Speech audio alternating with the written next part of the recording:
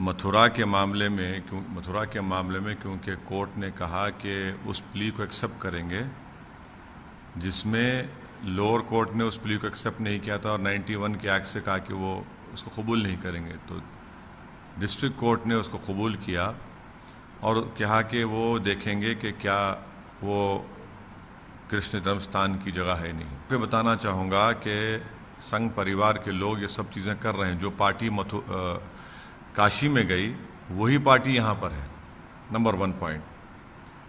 दूसरा पॉइंट ये है कि जो बीजेपी और ये जो लोग गए हैं ये भी संघ के हैं, जो नहीं बता रहे हैं वो ये है कि एक एग्रीमेंट श्री कृष्ण जन्मस्थान सेवा संघ और शाही ईदगाह ट्रस्ट में 12 अक्टूबर 1968 को हो चुका है। अब मुझे आप बताइए, जब श्री कृष्ण जन्मस्थान सेवा संघ वाले शाही ईदगाह ट्रस्ट से 12 अक्टूबर 1968 को कितने पॉइंट्स पर एग्रीमेंट करते हैं?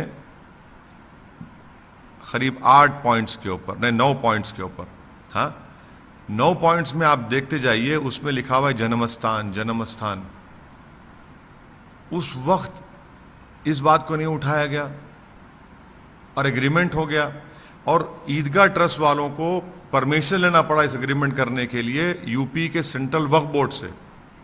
तो पहला उन्होंने क्या एग्रीमेंट किया कि जो नॉर्दर्न और सदर्न वॉल्स ऑफ ईदगाह के हैं वो ईस्टर्न साइड तक जाएंगे और एक्सपेंसेस मस्जिद ट्रस्ट बनाएगा। दूसरा उसमें कहा गया कि जो आउटसाइड नॉर्दर्न और सदर्न वॉल्स हैं, जो एरिया मुसलमानों के पास है, वो उसको खाली कराएंगे और जन्मस्थान सेवा संघ को देंगे। ये तीसरा इसमें यह कहा गया कि जो ज़मीन नॉर्दर्न और सदर्न वॉल्स में है, जो ट्रस्ट की प्रॉपर्टी है यानी जन्मस्थान सेवा संघ की है, वो उसके ऊपर कोई क्लेम नहीं होगा।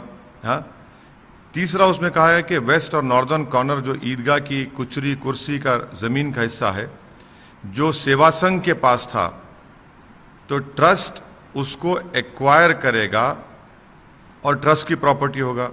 फिर जो वहाँ पर एक मलबा था, कंट्रोवर्शियल मलबा सदर्न साइड के ऊपर, और एक दूसरे पर केसेस फाइल कर लिए, तो क्या कहा गया उसमें कि ये पोर्शन जो मलबे का है ये सेवा संघ का रहेगा। और इम्पोर्टेंट देखिए, जो हाउसेस मुस्लिम घोषी लोग जो नॉर्दर्न और सदर्न वॉल्स में बना चुके तो उसको इवैक्यूएट कराया जाएगा, ट्रस्ट उनको खाली करवाएगा और उसको सेवा संघ के हवाले करेगा। उसमें साथ ही साथ ये भी कहा गया कि ईदगाह ट्रस्ट अपने दरवाजे, अपने विंडोज, पिंजरीज, वाटर आउटलेट, परनाला, हाँ, उसको आप जो प्रपोज जो दीवार है सेवा संघ की उस तरफ नहीं खोलना चाहिए, और सेवा संघ भी इस तरह का कोई काम नहीं करेगा। छठा उसमें कहा गया कि जो परनाले हैं ईदगाह से जो निकलकर वेस्टवर्ड जाते जन्मस्थान, अब लिखिए लफ्ज जन्मस्थान लिखा हुआ गया है, वो उसको हटाया जाएगा और ईदगाह की तरफ उसको मोड़ दिया जाएगा पाइपिंग के जरिए, और एक्सपेंसेस उसके उठाएगा सेवा संघ। और जब ये पाइपलाइन का काम होगा तो सेवा जन्मस्थान का एक नुमाइंदा वहां पर खड़ा रहेगा। तो वैसे ये जो रेलवे का लैंड जो ईदगाह के नॉर्दर्न और सदर्न वॉल्स के सामने है, जो जन्मस्थान उसको एक्वायर करेगा, जन्मस्थान उसको एक्वायर करने के बाद उसको ट्रांसफर करेगा ट्रस्ट को, ये तक तय हुआ। फिर 8वां पॉइंट उसमें कहा गया कि जो पोर्शन ऑफ लैंड जो कुच्ची कुर्सी ईस्टर्न साइड पर है, जो मैप में दिखाया गया, और जो वेस्ट नॉर्दर्न कॉर्नर पर है, जो सेवा संघ ने ट्रस्ट के रास्ते छोड़ दिया, और एक दूसरे के खिलाफ जो केसेस हैं वो विड्रॉ करेंगे अकॉर्डिंग टू अबव एग्रीमेंट। यानी ये सब आपने तय किया, साइन किया 68 में, और 50 साल के बाद, बल्कि 54 ईयर्स के बाद आप अचानक उसको निकालते हैं। आप बताइए फिर कौन नेक नियत और कौन इसमें धोखेबाजी कर रहा है, कौन देश के अमन को खराब करना चाह रहा है? जब दोनों पक्ष मिलकर बैठकर बात कर लिए, एग्रीमेंट कर लिए, क्या उस वक्त श्री कृष्णा जन्मस्थान सेवा संघ को ये बातें नहीं मालूम थी जो आज ये लोग उठा रहे हैं? भाई पुरअमन तरीके से बैठकर इसको डिसाइड कर लिया। जो अब कोर्ट का ऑर्डर आया है वो भी 1991 एक्ट के खिलाफ है, वो भी सुप्रीम कोर्ट की जजमेंट के खिलाफ है। कैसे आप देते हैं? कैसे आप डिसाइड करेंगे कि वो जगह पे जन्म स्थान की जगह है नहीं है? जब दो कम्युनिटीज एग्रीमेंट कर लिए, फिर 91 का एक्ट है, सुप्रीम कोर्ट का एक्ट है, आप बताइए फिर क्या हो रहा है? तो इसलिए हम कह रहे हैं कि हम उम्मीद करते हैं कि कल सुप्रीम कोर्ट जब सुनवाई करेगा कि लोअर कोर्ट के ऑर्डर को मुकम्मल स्टे देगा, और ये चीज का एक फुल स्टॉप लगना चाहिए, वरना इसका कोई नहीं रोक सकेंगे आप। एक और कोई और चलता रहेगा, और तनाव का माहौल, खौफ का माहौल, नफरत का माहौल में इजाफा होता रहेगा। सर आपने लिखा है कि कानून नहीं, मैंने कहाँ लिखा कानून पर भरोसा उठा? मैंने ये नहीं लिखा, मैंने नहीं लिखा ये। मैंने अपने ट्वीट में कहा कि the Mathura Shri Krishna Janmasthan Seva and the Shahi Idgah resolve their issues by agreement in 68 and places of worship act 1990 prohibit such cases of ever even going to court, but law doesn't matter anymore, robbing Muslims of the dignity is only goal। यानी मुसलमानों की dignity छीनना इनका असल मकसद है।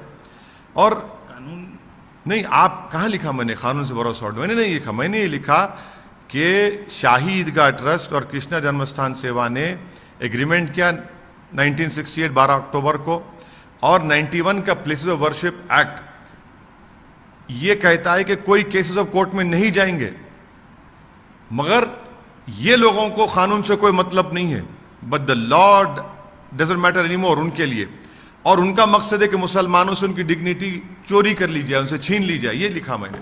Sir Gyanvapi वाले मसले में जो मिश्रा जी थे, हालांकि उन्होंने ऑफिशियल कुछ नहीं बोला है, लेकिन एक रिपोर्ट लीक हुई। आप मेरे को बताइए कि कोर्ट को रिपोर्ट पेश नहीं होती, नंबर 1। जिस सर्वे की मुखालिफत इंतजामिया कमेटी ने की, जिस कमिश्नर के अपॉइंटमेंट की मुखालिफत इंतजामिया कमेटी ने की, तो इंतजामिया कमेटी की मुखालिफत करना सही साबित हुआ नहीं हुआ?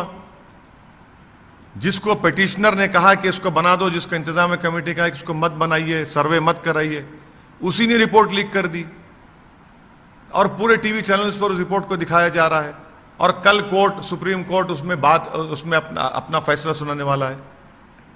तो क्या मजाक हो रहा है? कोई बताइए आप, कैसे बगैर कोर्ट को, लोअर कोर्ट को रिपोर्ट दिए मीडिया के पास रिपोर्ट कैसे चले गई? इंतजामिया कमेटी के पास रिपोर्ट नहीं है, कैसे रिपोर्ट चलेगी? आखिर आप बताना क्या चाह रहे हैं? सर आप क्या उम्मीद करते हैं जो कोर्ट से क्या? नहीं, हम देखिए, हम तो कोर्ट उसकी क्या फैसला करेगा वो तो सुप्रीम कोर्ट तय करेगा। हमारा प्रेयर सिर्फ यही है कि लोअर कोर्ट के जो ऑर्डर हुआ है उस पर मुकम्मल इंसाफ करे, बैलेंस करने की कोई जरूरत नहीं है। यही तो प्रेयर है सुप्रीम कोर्ट में।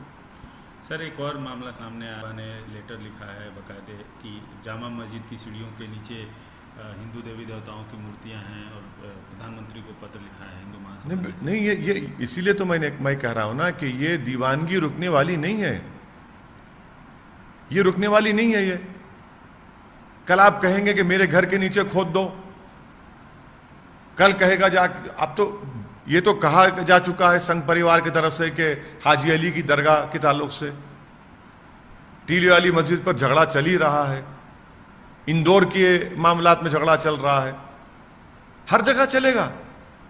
जब तक सरकार एक साफ और क्लैरिटी के साथ नहीं कही कि 1991 एक्ट के तहत किसी भी मजहबी इबादतगाह को, चाहे वो हिंदुओं की हो, मुसलमानों की हो, सिख की हो, ईसाई की, उसमें जो 15 अगस्त 1947 को थी उसको तब्दील नहीं किया जाएगा, वरना तो चलता रहेगा। भाई नफरत कौन फैला रहा है? कौन तनाव का माहौल पैदा कर रहा है? कौन इख्तलाफात को आगे बढ़ा रहा है? कौन गलत फहमियों को और आगे बढ़ा रहा है? ये देश देख रहा है।